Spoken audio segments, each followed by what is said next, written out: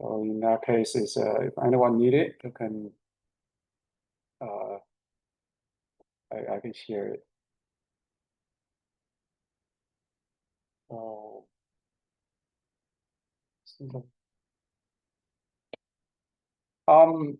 First thing is I want to see. Why people move away my social media?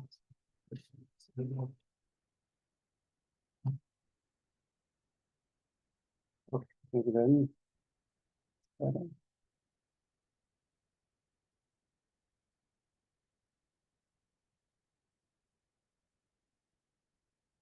All right, so the first thing I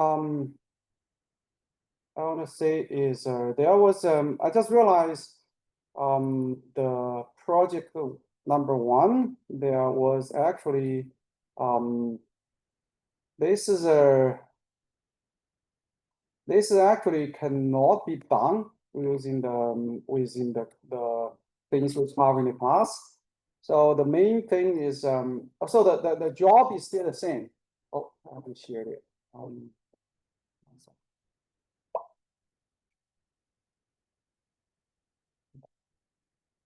So the job is still the same.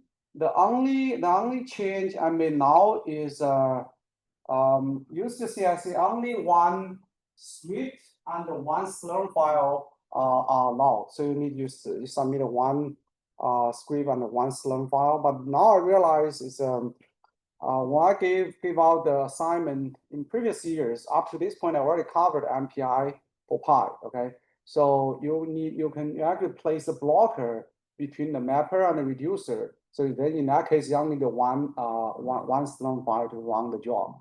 But for now, since for you are not supposed to know how to stop, like after the mapper is done, how to stop your program, wait for everybody to finish, and then start a reducer. So currently, one Slurm file is probably not enough. You probably need 2 Slurm files. Okay, so one is for the parallel job for the mapper, and another one is for the parallel job for the reducer. So in that case, I kind of changed the requirement a little bit for the submission a little bit. So now you can have like 2 Slurm files. Okay, so now but you still wrap everything your script like mapper, reducer, and all those things into one script, and then but you can using like 2 Slurm files to submit the job. So now. So the process now is up to 4 processes. Okay, so in that case, supposedly you should using 4 mappers for the mapping job and the 4 reducer for the reducer job. But now this is a 4 processes are not going to be the same, right? Because now you are basically launch 2 different jobs. In that case, apparently the map reduce like the concept taught cannot exactly apply, but that's what the flow should be there. So that's the one. I already made a correction in the PDF file. So hopefully, if you already started working on this, please taking this into consideration. This is I was trying to making the. I just realized this morning, but I was trying to make an announcement in the course website, but I haven't got a chance to do so.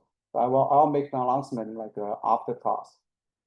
So that's the first announcement. I'll probably need to repeat it because now I don't think everybody is here. So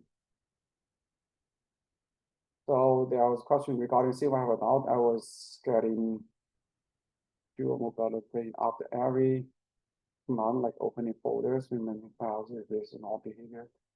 It's not a normal behavior. You're supposed to get a dual the push is only when you log in. For your other command, you shouldn't get in. So if you get in those, then you need to contact the CWolf to check what's happening. So I know some of you already starting to explore the like the CWOOF and starting to work on projects. Please bear in mind when you're working on there, we work in the class directory. So you suppose you only need to work on in your own directory. Okay. I also made another sort of like I didn't realize it. I didn't give you guys the right access to the to your own directory because I made those folders for you. But I already made that correction on Monday. So now you're supposed to you should be able to access it in the CWOOF. So if you have this is like a if you have this is a issue within the folders within our own directory, I can mostly I can handle it. And if you have this is a system issues with CWOOF, most likely you need to contact CWOOF for the help. Okay, so just to because I saw there are some files written to like the root directory, not really the root directory, but it's the root directory to the class. I kind of remove those files. That's just right now. I already sort of like giving the different right access to different folders. So hopefully for now you should be able to write just to your own directory, like particularly for those intermediate files. Okay, you will need to save some intermediate file. Okay, so for the mapper job, you supposedly the flow would be you launch 4 mappers. So you launch 4 mapper, and each mapper is gonna process like 4 different files, right? So 4 files. These are the this is for the mapper part. Then for the mapper output, okay, mapper output, you need to output a bunch of this is the key. The output you file is supposed based on keys, right? So then once you have you see the mapper mapper job 1, you're gonna generating the different keys, and those keys will be passed to the reducer, right? So those is the output from the mapper should be the intermediate files, right? Should be a bunch of intermediate files. Then your reducer should read in those intermediate files, process them, and I'll give you the output the counting or the frequency for each key, and then you, of course, can do the summarization. Now, so this is you may actually need three files, but anyway, this is because you need to one for the mapper, one for the reducer, and one for the summarization of the your job. Maybe it depends. Okay, so but now I kind of leave out the restriction on the Slurm files, so you can do multiple job submission for now. So that's the main change because I just realized this is for the previous years, like I said, like up to this point, I already covered MPI for Pi, so you know how to block, you know how to block. This is the program in between. But now since we don't know MPI, so you can do multiple job submission. This is I think is also good because now you can do this in this is a kind of naive way, right? So to have the job done, and then later when we talk MPI for Pi, you're gonna see how we can actually to wrap everything just in one file, but just place the blockers in between the mapper and reducer. So in that case, you can more kind of appreciate this is a power of MPI. This is a but you can see a different implementation. So any question on this? Or there any? Have you how many of you have started working on project number 1 already? 1, 2, 3. Okay, only a few. Most of you guys haven't started yet. Okay, so okay, I'll also like come back to see a few more like on project 1 at the end of the class. I think people still coming for the join the class. Now So we covered last class about the like key ideas of the MapReduce. So MapReduce, now you have a concrete, okay, now you have a concrete project to work on. In this sense is I can connect this is actually this is a MapReduce to your project. So you have big data, right? Your big data in your project you're gonna have in, well, supposedly you should have a big file, right? Just big file. You have to parse it by yourself. And in your project, I did a job for you, so I parse into 16 different files, right? You have n partition in your project, then it's n equal to 16. So you have 16 partitions, and then this 16 partitions, they're gonna go through this mapper function, right? So one by one. So of course, the mappers, each mapper can process multiple jobs, but in here, this is just this each one of these mapper job. So you can launch like a 4 mapper for computer node, and then the mapper, then each file can pass through. This is depending on your assignment. Okay, you have to decide which file goes to which mapper, right? This is something you can decide. For example, the file 1 to 4, you go to mapper 1, right? 5 to 8 go to mapper 2, and so on. So you can so like for each mapper can process 4 files, and then after this processing, you need to generate a bunch of output files, right? So then this output is going to be key value pairs, right? Key values. So those will be I mean, depending on how you're going to store them. Okay, you can put them into different files, or you can put it in one big file. Everybody can read it. It's up to this point. It's up to you.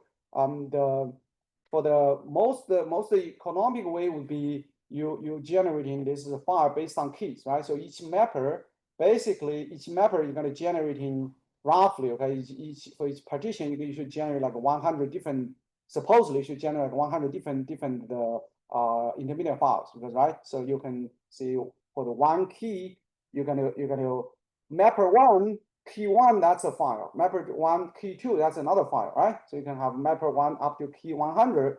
This is so each one of them should generate in like 100 different files. But of course, not in reality. Maybe they are not all of them are gonna have not all of them gonna have counts in each file, right? So maybe they should have in less than 100 files per from each mapper job. So roughly, you should have in about like 1,600 intermediate files, right? So if you do that way, then these files you save it where you save it on the save in the intermediate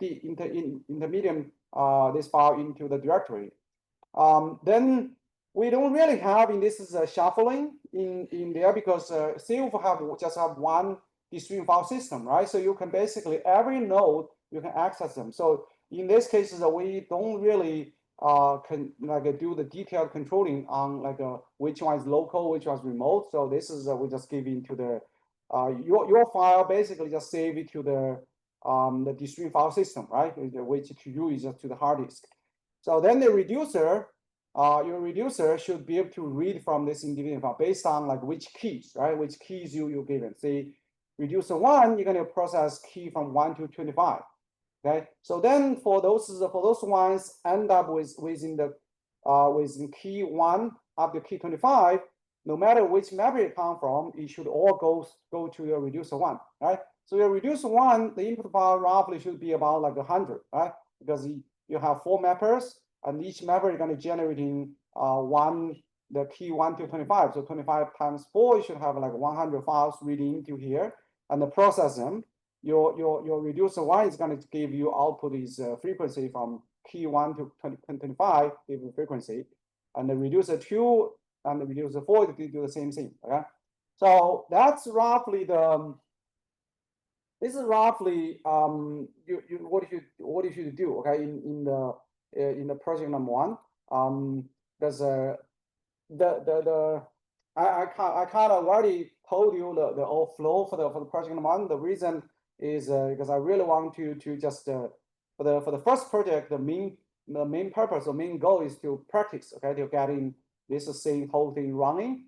So you say is you should have in all your well, you should have two parallel jobs, right? One is you parallel the mapper, one the parallel the reducer. So what you should use? You should go back to the. So you should go back to the CU interactive CU, the slides presented by by Dave.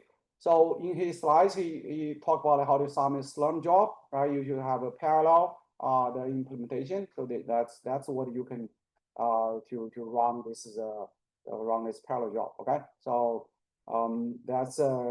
this is the key idea. So hopefully you can apply this idea to your project and learn this concept, get familiar with the concept.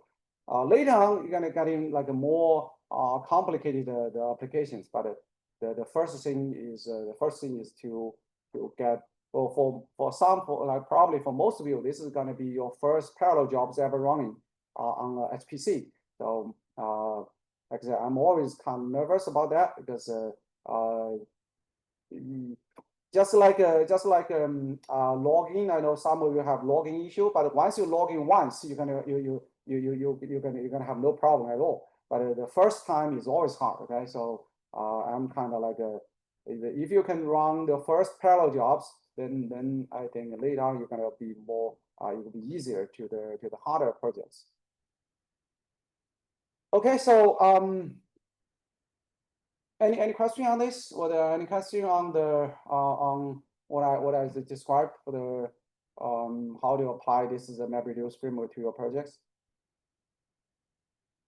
Okay, so I'll make today's lecture available because I recorded. I'll make it available on the video on the course website. Okay, so in that case is you guys can come back to if you have any question on this implementation, come back to listen to it again.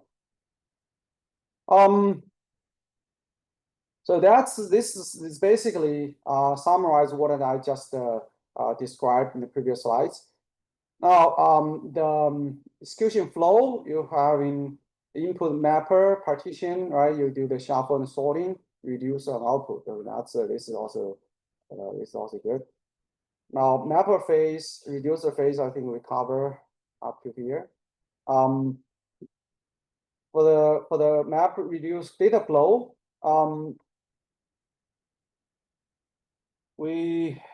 I think this is also cover this. This is essentially we launch like 3 different nodes and you process your files, generate intermediate files. Then this is the intermediate files going to be sorted to the different mapper, and then you reduce getting the output, right? So that's just a way to illustrate it. So we gave in a few examples to the like a simple exercise, right? For the counting exercise to describe how to apply the MapReduce. Now the implementation. The real implementation is a little bit harder, okay, than we just describe it, because when you try to implement the system, although the concept is easy, okay, but there's a lot of the things behind it. We need like small things behind it. We need to take care of it. Now, implementation. This is of course, this is like a setting for the old CIVL. Okay, right now they upgraded. This is a setting is no longer apply, but this is it's just a good idea. So you have a few hundred or a few thousand of this 2 CPU machine. So this is your computer node. Each of them the equivalent within some memory. Used to be CIVL memory is really small, okay, just 2 to 4 gigabyte, which is but right now it's much larger, right? So then you have a limited bisection bandwidth. Okay, hopefully you still know what is bisection bandwidth is. Right, is remember the bisection bandwidth is the how many you have a node, right? How many cards you need to partition your system into like a 2 sub system, right? How many you have a graph. You have a graph, right? So how many cutting you need to do in order to separate it into two halves? So that's how you call bisection bandwidth. So the more the more card you need to do, you separate into two halves. That means the system is more connected, right? So which is good. So the limited bisection just means your connection is not that dense. And the storage on local IDE disk, right? So that's you have a distributing file system managing the data, and you have a job scheduling system, which is the jobs made up tasks. Schedulers assign tasks to the machine. So job scheduling system, the Slurm is a job scheduling system, right? So that's what you have. DFS, same with the distributing file system, is you don't feel it, but when you every time when you're saving a file to so-called hard disk or to the class project, it may go into a different machine, right? Because this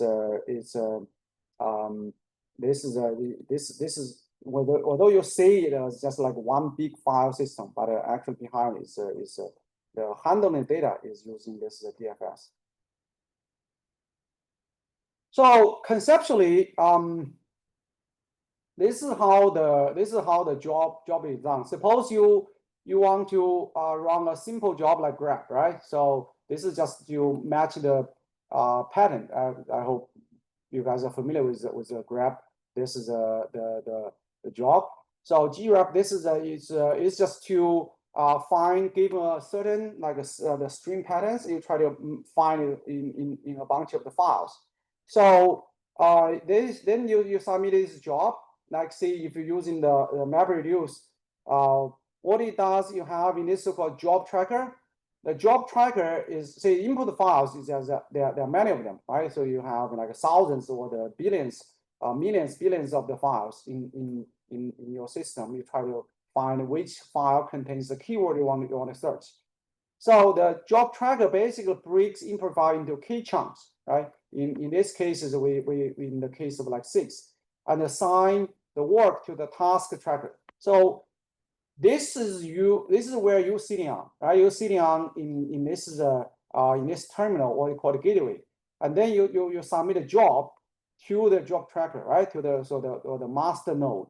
At the master node, they're gonna say, I'm gonna assign this job to the different workers, right? So you can say the communication to there is from the master node to all the different different nodes. So after map, the task tracker exchange map output to build a reduced key space, right? So this is where there's some like communication between the trackers. So that's where the data shuffle is done. And then job tracker reduce the key space into M chunks, in this case also 6, and assign work. And lastly, reduce the output may go to the DFS, right? So that's this is how we talk about conceptually. This is like at the node level. This is how things done. You have this is a so-called job tracker and the worker to process the job. Now the execution,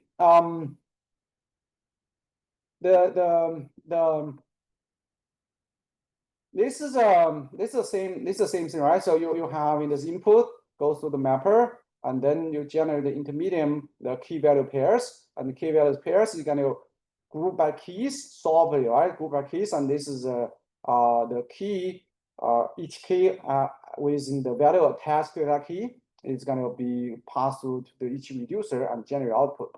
So once you complete the project number 1, then this concept should be very concrete. Okay, so to you, because you have to, this is how you're gonna process them. So this is execution wise. This is how you do it.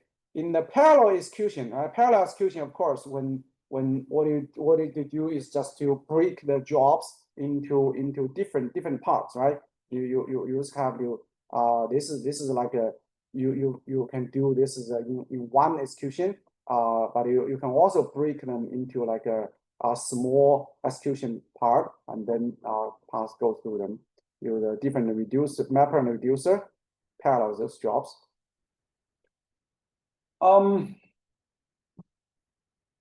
Usually, your mapper tasks or mapper jobs is marked larger than the machine you have, right? So in our projects, we have 16 mapper tasks, right? You have 16 files you need to process by the mapper, but you only have four machines, right? 4 computer nodes. And in extreme cases, you may have like tens of thousands map, right? But you only maybe have like hundreds of machines. So which means each machine is going to process several, okay, several, even hundreds of the mapper tasks. So you have in this is a fine granularity tasks.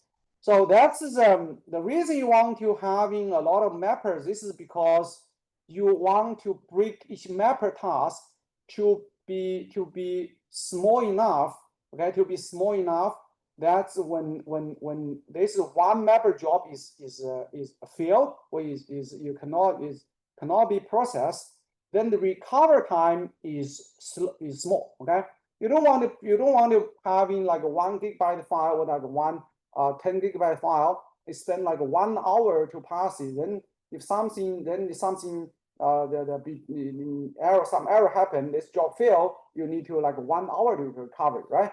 You don't want that. You want to break a job to like 1 to 2 minutes or a couple minutes or so. Then even if fail, you can still like quickly recover it, right? So in that case, it actually speed up the process. So you want your mapper job should not be too big, okay? Should not be too big. But you cannot be too small, right? Because if it's too small, then you're gonna have in like each one of it just 1 megabyte, because loading the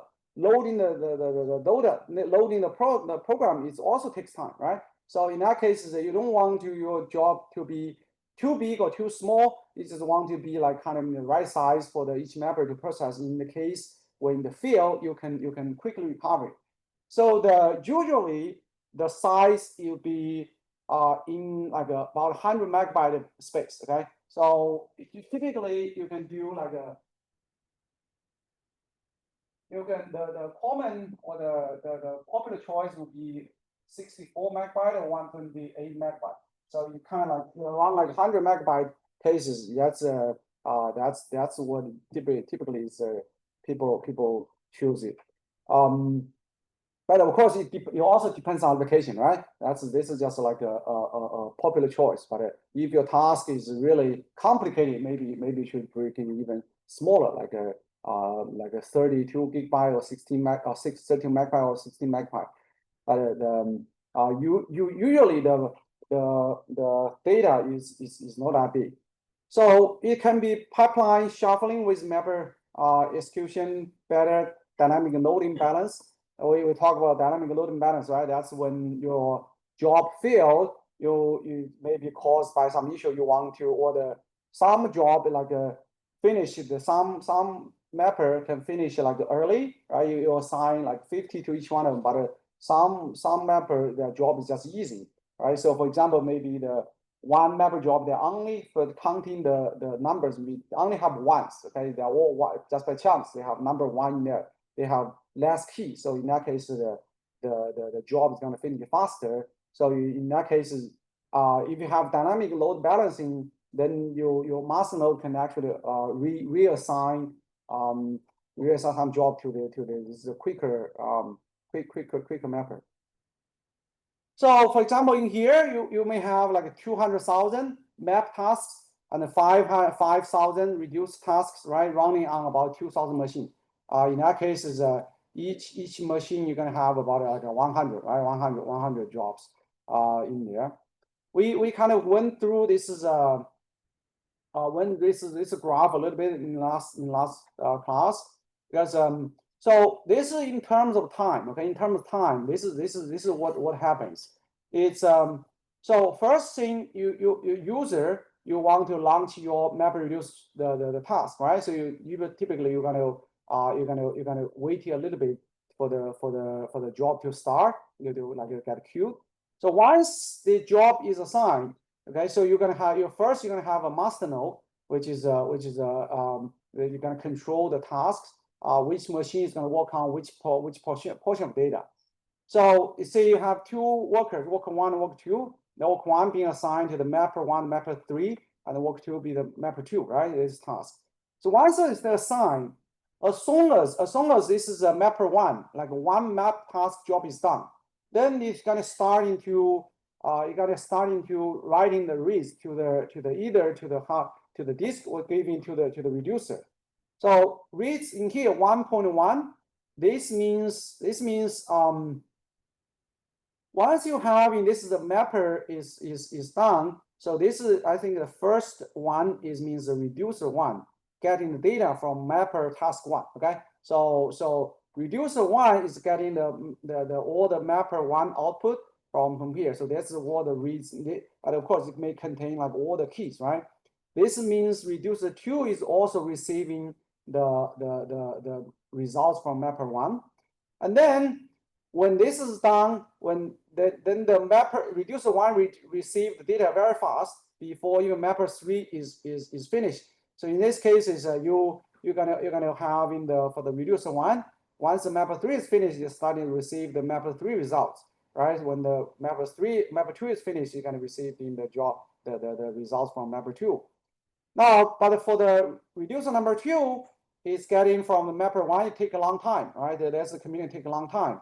And then when it's done, actually all the mapper job has done. So in that case, you can either do getting from two or getting from three. This is kind of random. So then once each reducer finish receiving the data, then they can start it, and then when they finish, then that's like a total time. Okay, so total time is not, it's gonna be usually it's gonna be larger than the mapper and the reducer because there's some overhead in between for the communication and also some overhead between the job started. You hopefully like for your project, okay, your job's supposed to be finished very fast. Okay, it should be only taking, if you're taking like more than 1 minute, something's wrong. Okay, so you should be able to, like particularly for the mapper and for the reducer, once you get started, you should finish within 1 minute. So that's because the data is not that big and the job is not that complicated. So if you're taking like a longer time, but if you're taking a long time for you to queue, okay, for you to queue the job, that's why I encourage you guys to start early, because really, if you wait until the last minute, if everybody waiting for last minute and you try to submit a job, you're gonna crowd the system. Then every job is gonna wait for a long time. Even if it's 1 minute, you may wait for like 1 hour for you to finish before your job is done. Okay, so keep that in mind. Start early. This is the system need to be like fault tolerance and also for field workers. And this is kind of like some question were being asked last time. This is just try to now this is the slides for the question being asked. So basically, for the fault tolerance is handled through re-execution. Okay, so if you once we detect like a failure through this periodic heartbeat, basically the master node try to ping the work node, right? After like 10 seconds, 15 seconds, right? To asking for like the progress and ask the worker is still alive, right? So in that case, the master node can with the pinning, you can know what's going on for each workers. Now, if you in the case like if you detected the one worker node is done, okay, so there's sending back the signal mode, so it's done. So then the master node need to act.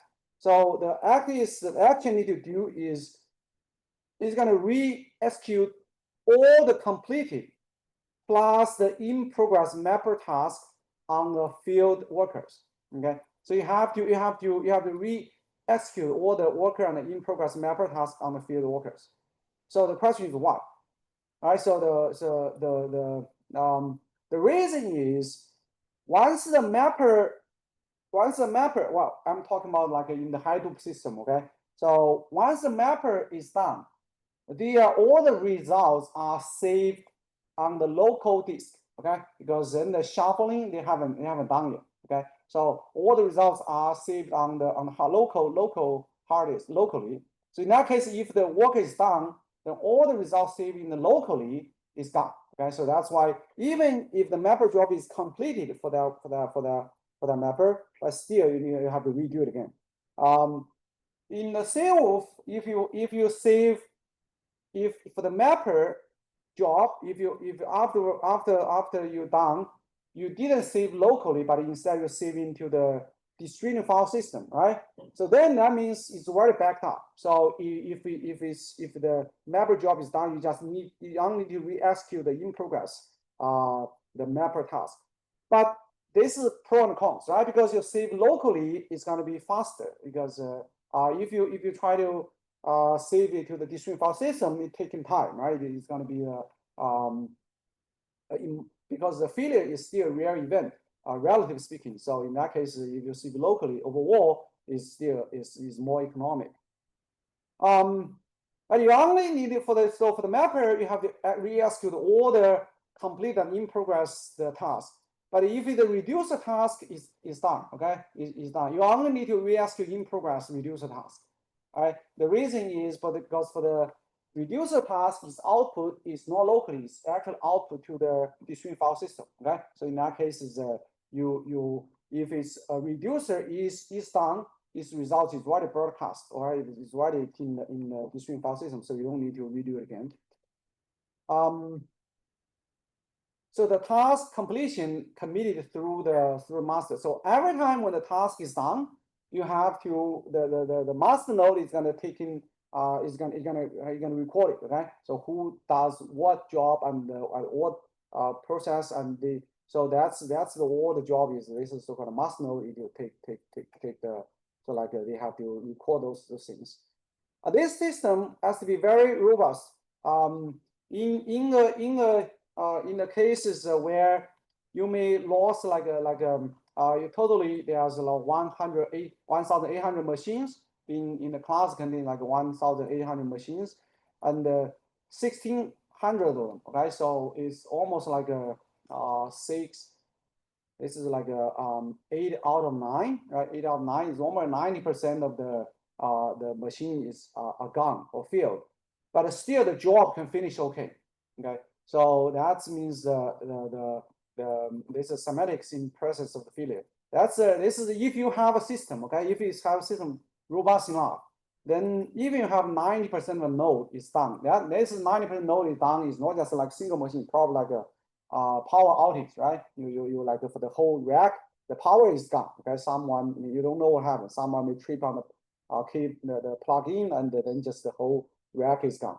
Or some like the generator issue. So even with that happen, if your system is robust enough, you still can have the job done, because the reason is because once you have in the again is through this re-execution. Okay, so your job supposedly even if you have only 200 machines, your job still can be finished. Okay, that's but it's just slower. In a sense like we're gonna talk a little bit about backup, because for the data is also need to be backed up for this robustly to happen. So master node failure, it could handle, but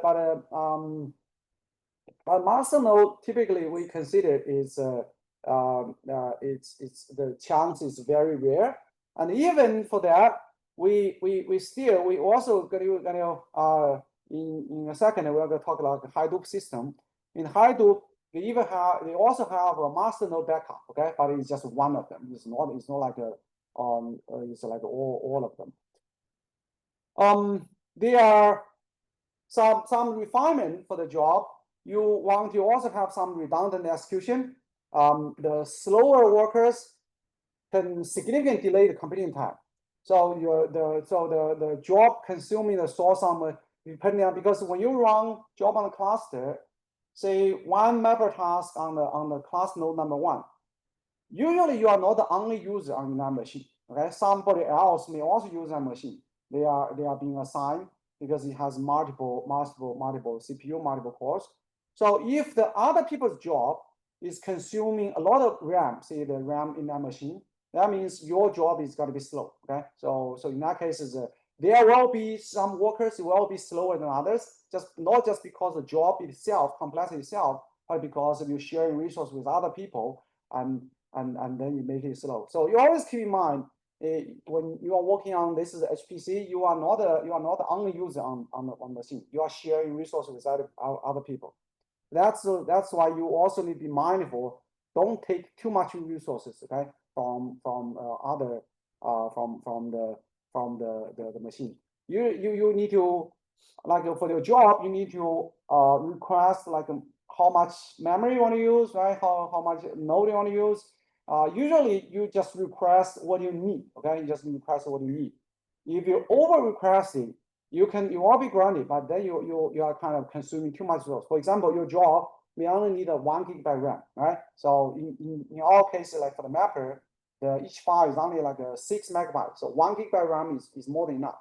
So you although you can request like 4 GB RAM, then that's still is more than enough to do your job.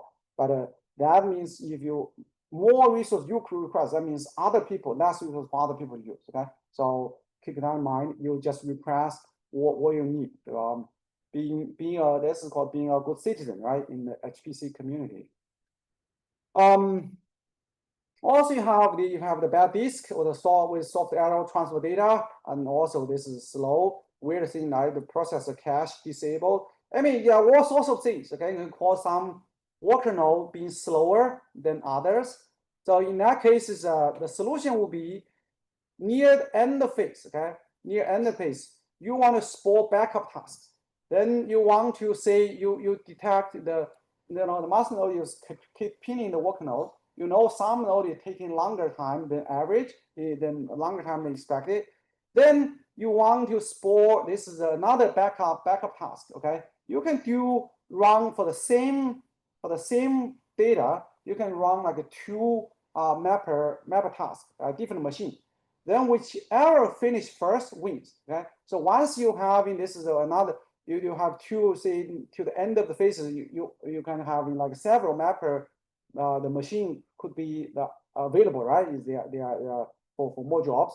So whoever finish first, then you can kill the other one, right? So to make this faster.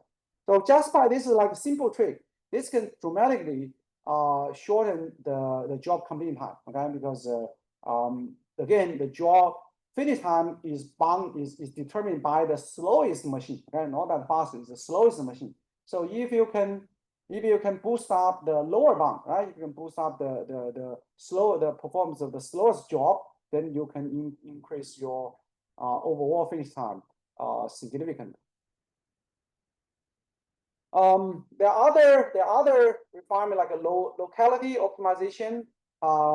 So for the master scaling policy, they want to ask the DFS, distributed file system, for locations or replicates of input file blocks. So because when you store data, the data is still stored on each machine, right? So when in that case, the mapper task typically, this is a typical speed split to like 64 GB. So the mapper task scheduled to the DFS input and replicate on the same machine on the same rack. So the closer the data to the mapper, the faster the process, right? It doesn't need to transfer the data. So the ideal case will be you process the data, save on the locally, right? Locally on the machine. In that case, is a faster, reduce the communication time, because communication, once you having like a terabytes data moving around, okay, that's gonna jam the network. So solve the machine read input at local disk speed. That's gonna also a big improvement in terms of time. Otherwise, your rack switches may just limit the read reads, right? So that's another. You try to do job locally as much as possible, right? By controlling that. So that's a locality optimization.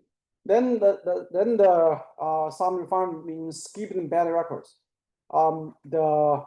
If you have if the map reduce function sometimes fail for the particular inputs, right? So the best solution, you still need to debug and fix. but this debug and fix takes time, because if you run 100 the 1000 the mapper task, one of them failed, right? Doesn't go through. You try to first still need to try to find out what's going on, what happened, right? That's the best way.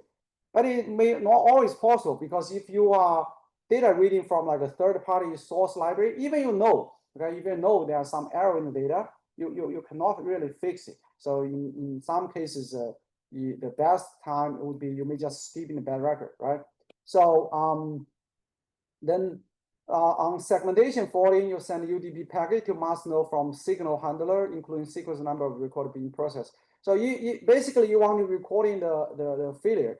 If master sees 2 failures for the same record, so next worker is gonna skip the record. So that's basically means if you tried it twice, right, or 3 times, tried it a couple times, and then you still having the better record, then you may have to make a decision. Just give it up. Okay, give it up.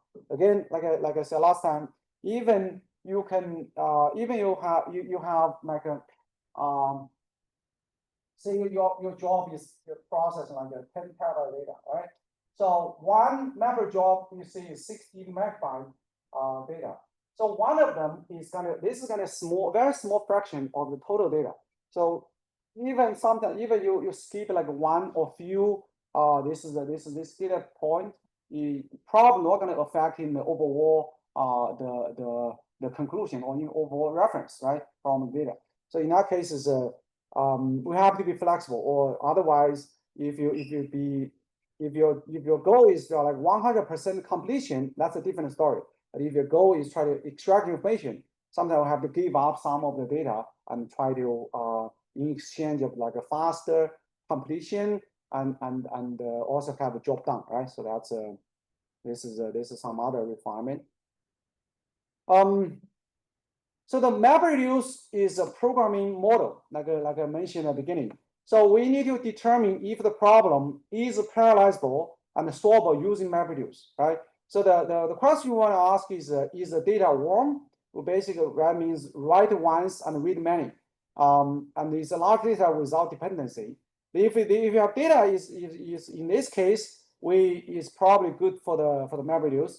You don't want your data, if your data is like, you have to, if you have a database, you have to like continuous have to insert data into a database, then that's not a like a in this data in this data structure, right? So you have to write many times, and also the data may depend on other data source. So, but if you have a big data, you can write it once sitting there, but you just need to read many times. Then the MapReduce could be a good option. Okay, that's the first thing. Now, for the MapReduce, you just need to design and implement solution as a MapReduce function. Like for this MapReduce to work, you have to sort of like break your job into this is a sort of like mapper and reducer 2-step, okay, to solve them. Not always can your job can be or the problem can be freezing this way, okay, freezing the way. The example I'm giving you is in quite a few years ago. My group we're working on to assembling do the genome assembly. So the genome assembly basically you have different this ATCG reads. You have billions of them. You try to assemble it back to like a complete genome. So that is done basically by if you have 2 reads, you have some partial overlap. So you can have like 2 short reads make it longer, right? So that's based on like an overlap between like 2 strings, and then to concatenate them to a longer one, and then continue to making like eventually making a very large like millions of the reads to a string to be a big one. So for that task, it would be very hard to freeze them into this MapReduce framework, because that require communication between the different mappers, okay, the different workers. So it's not the parallelization for the MapReduce is still each for the mapper. The parallelization is called the invariant parallelization, right? They basically have a master node. You assign a job to the worker, and the worker they don't talk within themselves. Everything communication is through the master node, right? So the master, the master node, they assign the job, and then they don't talk. And then once they finish, they just give back to the master node, and then the master node, once you have information, they know the mapper was done, they're gonna assign to the for the reducer. So all the communication is done through the mapper. But if your job require like communication among the worker themselves, right, among this subnode, then that's if that's a requirement, then your job is not mapper reducible. Okay, so you have to using the MPI to handle it, because for the for the genome assembly example I gave to you, because you need to know like which read, like say this one you have in the reads, you want to know is which reads is going to overlap, maybe coming from another node, right? To overlap. But that communication, if everything is coming through this master node, then you're gonna then the master node is gonna become the bottleneck, okay, for the whole algorithm, which is gonna make it very slow. So so that's this is the MapReduce. If you want to use him, the job the problem has to be MapReducible. Okay, you have to be MapReducible in that case. We can compare the source code with the Hadoop code. Well, this is called Hadoop. Okay, we can package the code, configure the application as to a number of mappers, and reduce the input and output stream. So the MapReduce, if you're using them, there will be a config file. Okay, there will be a config file. The config file will determine, say, how large the data chunk, like for the mapper, how large you want to be. You want to be 64, 31, 28. How many workers, mappers you want to use, how many tasks you want to use, and what is input stream, what is output stream, and so you will have a bunch of this is settings being set up pre-set up, okay, at the config file, and then you can load the data, launch the job, and monitor and study results. That's how supposed MapReduce is done. So MapReduce can handle very large scale data, right? It can terabyte, petabyte, or even exabyte data. It can do that. It basically best for the read once and read many data. MapReduce are the main operation. Is a simple coding. So yeah, so this is something we already has been talked about before. So you guys can read it. There's not very information being here. So some of the classic problem that MapReducible would be you want to do for comparing, right? So challenging data intensive the computing stuff like sorting, right? So Google using for the word count, AdWords, PageRank index data, and also, so we're gonna actually cover the PageRank. We're gonna talk about the PageRank in details to see how the MapReduce can be using. Is actually gonna be in the from next class. Simple algorithm like a GRAB, and text indexing, reverse indexing, Bayesian classification, Facebook or now called Meta, usually for the various operations, astronomy and other things. So they are. I would say MapReduce is not the solution to all, but it's a solution to a handful of the big data problem. Okay, so knowing how to do this, actually it can. Sometimes the problem itself doesn't look like MapReducible. Okay, but as you go look at it through it, you actually can find out if the problem is MapReducible. For example, like again, like a PageRank algorithm. At the beginning, the problem doesn't look like it's MapReducible, but actually it can. Okay. There's some limitation. It's not a universal solution, and a different difficulty to leverage for transformation. Transformation logic that is not as simple. Like real-time streaming, MapReduce is not a good at it, right?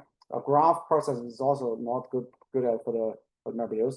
Reduce task do not start until output map task is available. So these are some limitations. The conclusion will be MapReduce has a proven useful abstraction.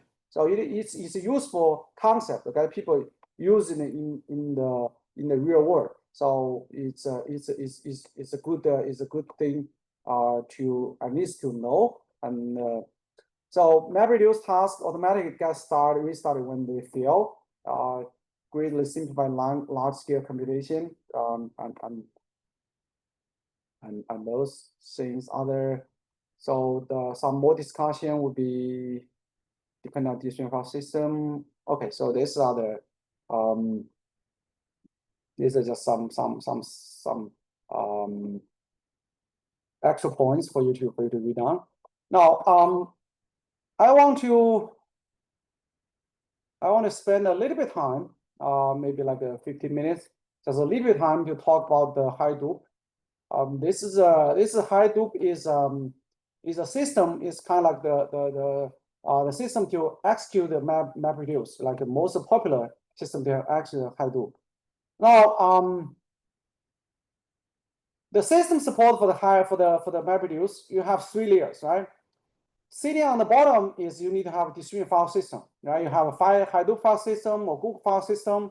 This is sort of like the distributed file system is thing sitting at the bottom. You don't, as a user, you're probably never gonna notice it, but it's sitting down there to support everything.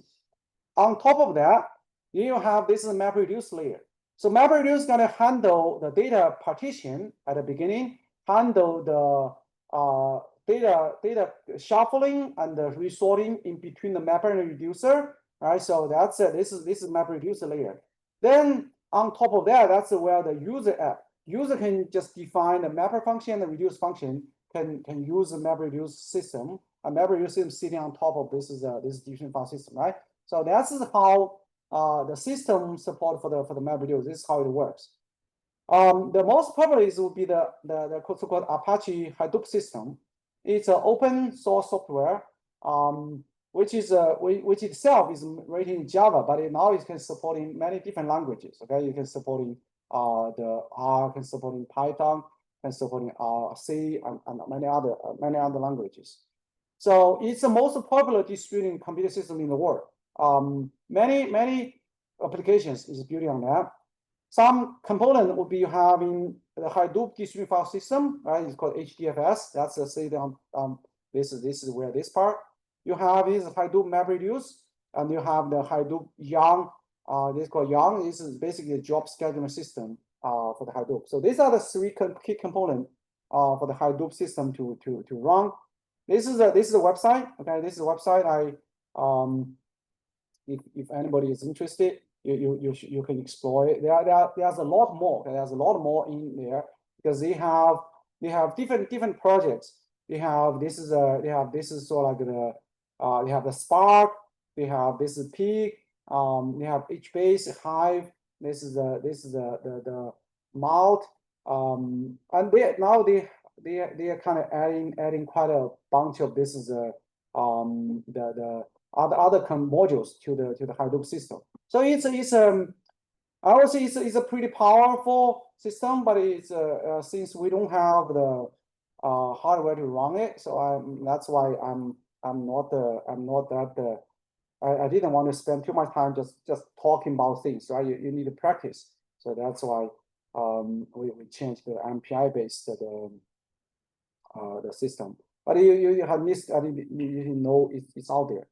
Now, I would say once you get familiar with it, okay, you need to, if you really want to practice it, they are like a Hadoop version is like basically the debug version, can run on the single machine. Okay, it's not on a single node. So this is you can set it up on your own desktop or laptop, but I have to warn you is it's not easy. Okay, it's not easy. You probably take some. They have hopefully they right now they make it easier. But it used to be just setting up is took like a week to set it up because sometimes you have different config setup, and right now I think hopefully things have become easier. So if you want to practice, Hadoop, this is I would recommend you to install it to a single node application to your own machine. That's how it's done. But back to the Hadoop itself, it has a distributed file system. In that distributed file system, you can do a lot of things. You can do like create, open, read, write, close, just like you did it for the you did it in your own local file system. That's it has a lot of supporting. Again, in the Hadoop, they having all those commands being listed. They distribute file data to a number of machines, and they can support your application. It supported concurrent data access, and they have different implementation sitting in different places, and so on. So it's a pretty powerful system by itself. But I try to ask them if we can get in this as a Hadoop to the Silv, but apparently it's very difficult because the Silv has its own like a job schedule, distributed file system, job scheduling. That you basically have to create a separate system for the just for Hadoop, which is just not many users. So that's why we don't have it here. Assumption for the Hadoop DFS, we talk about it, right? We assume like high component failure rate. You want to have a modest number of huge files.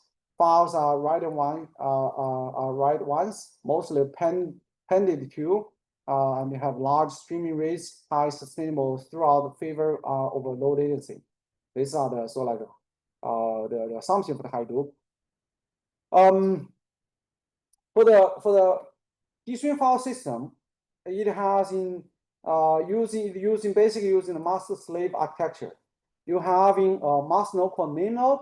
The name node is just a single master node that controls which data blocks is stored where. Because once you want to handle the data, you need to know the data blocks is stored like locally or is to some other machine, right? Or basically you need to the name node is the one is the master node that knows everything about the data, right? Where the sitting, how large it is, what's the memory, and so on.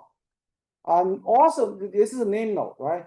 And they also have a data node. Data node, that's where the so-called state node that store data and do the read and write operation. That's where really the data is sit on. The client is called gateway. It allows the user to log in and interact with this HDFS and submit MapReduce jobs.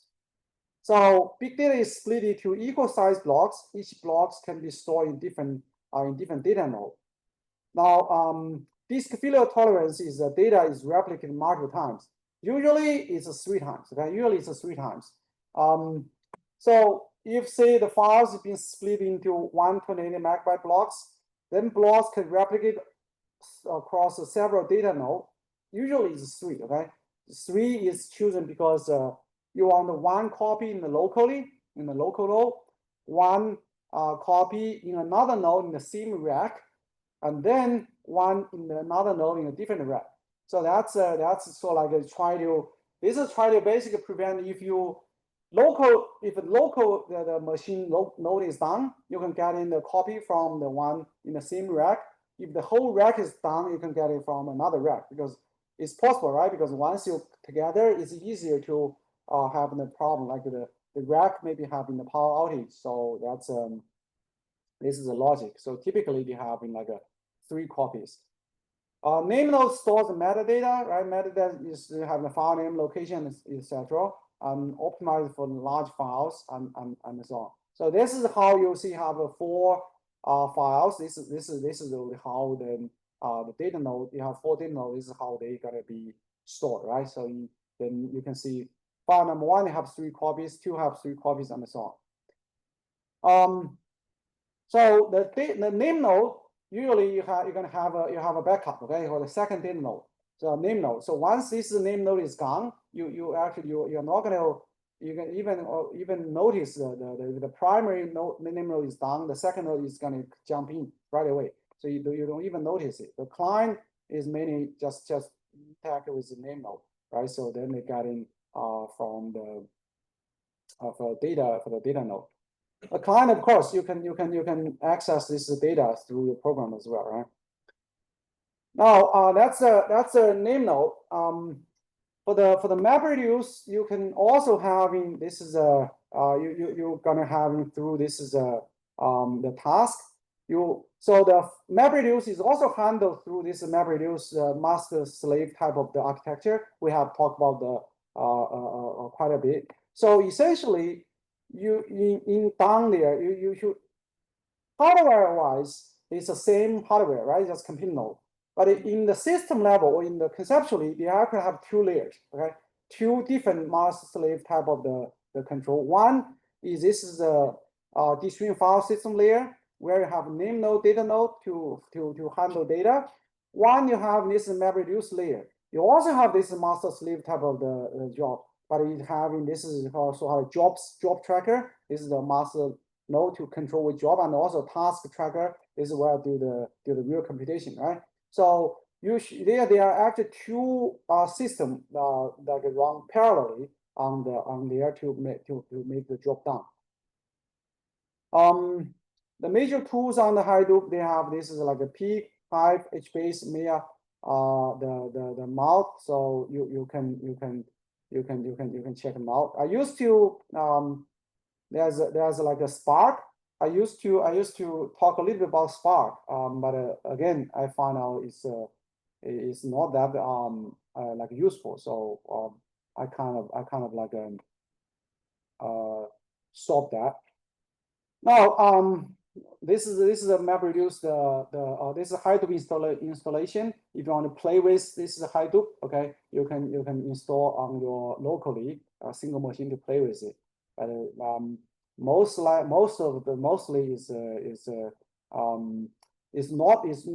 find out Hadoop is not really useful for the academic work. Right? It's more like for the industry application. But again, it's good to know them. Okay, it's good to know them. So in the what's coming in the next time, what we're gonna do is now I finished about the MapReduce. Basically the simple concept and also the concept and also the how to implement them. Now the next time what we're going to do is we're going to talk about like a MapReduce algorithms. Okay, so specifically we're going to talk about like 4 different applications. One is so this is called TF-IDF algorithm. Is basically is a useful algorithm for documentation processor. Then we're going to talk about MapReduce, how to MapReduce to do the relational algebra operations. Okay, so more like database type of the operations.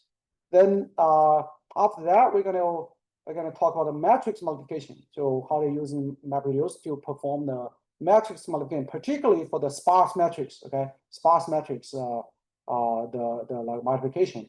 And then build on that, we're gonna finally go to this PageRank implementation.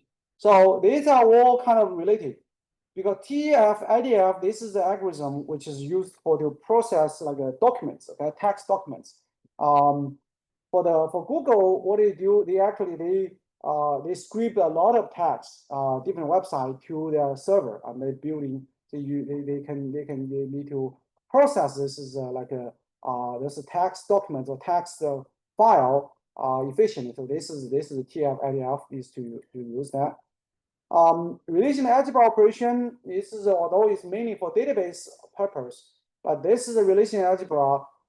It can be used for matrix multiplication. Okay, we're gonna see actually how this can actually be applied to for the matrix multiplication, and the data PageRank is largely depending on matrix multiplication. Okay, so this is the whole thing.